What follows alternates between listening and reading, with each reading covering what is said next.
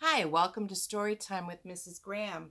We're going to read my very favorite book in the whole wide world by Malcolm Mitchell, illustrated by Michael Robertson. I think you're really going to enjoy it.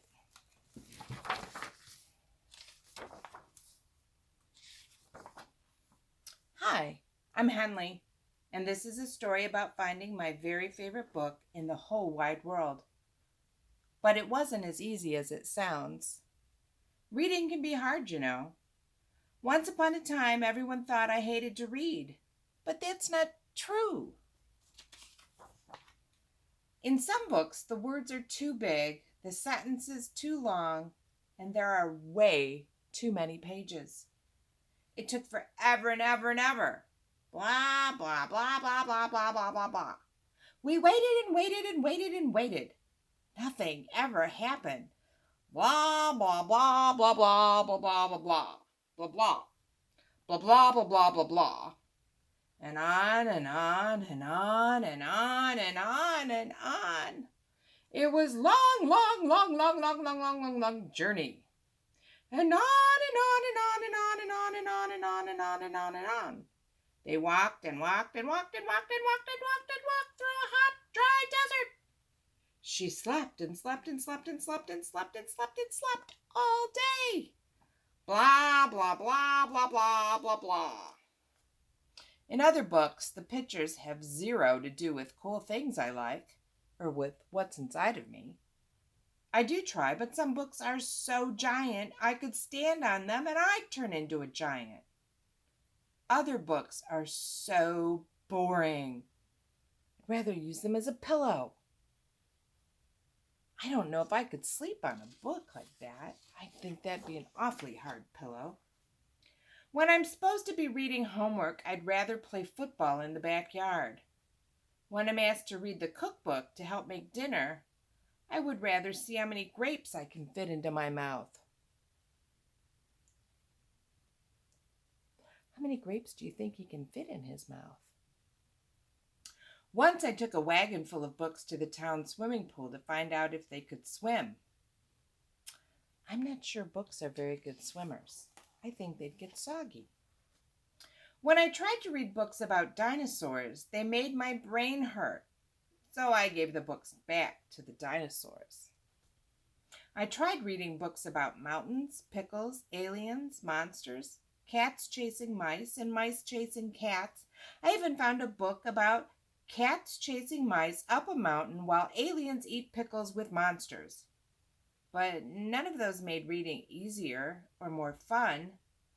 But that all changed when Mrs. Joy gave the worst homework assignment ever. Oh my gosh, what was it? Find your very favorite book in the whole wide world and bring it to school tomorrow. It can be a book about anything. Just make sure you love it because you'll be sharing it with the class. He does not look very happy. The school bell sounded like 100 horns blowing in my ear. Thinking about the yucky homework assignment gave me a super headache and made my hands sweat.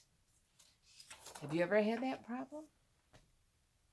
On the way home from school, I stopped by the mighty library, hoping to find any book that could be my very favorite. My friends went into the library ahead of me, and when it comes to finding books, I'm not so fast. Inside, there was a nice-looking man sitting behind a jumbo-sized desk. I asked him if he could help me find my very favorite book in the whole wide world. Do you think he was helpful? Let's find out. He showed me books about science and adventure and squishy animals. He flipped through the pages of books about flags, farms, and holidays. He'd found plenty of books about twisty big words, sentences as long as my legs, and pictures that tangled the pages. It gave me the heebie-jeebies. When I saw my friends in the middle of the library having fun and reading, I felt more lost than ever. The next place I tried was Mrs. Rackley's bookshop. Maybe she could help me find my favorite book. Mrs. Rackley did what she does best. She brought piles and piles of books. I looked and looked and looked, but I couldn't call any of them my favorite book in the whole wide world. All those pages, all those words made my eyes tired. I realized it was going to take a book miracle to help me find my favorite book. I grew a sad face and stomped all the way home. Mama was unloading the driver and could tell I was having a crummy day. I told her all about the worst ever homework assignment. The librarian and Mrs. Rackley tried their best to help me find a book, but it was no use. I'll never find my very favorite book in the whole wide world. Do you think his mom can help him?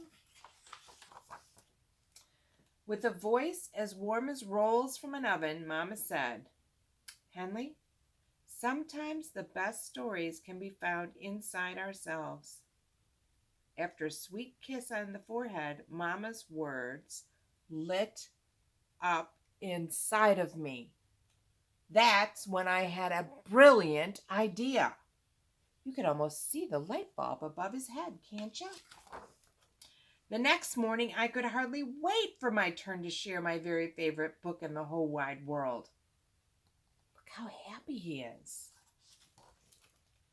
I stood proud as all the eyes in the reading circle stared at me. Everyone thinks I hate to read, but that's not true. Yes, some words are too big and some sentences are too long, but that's not my biggest challenge.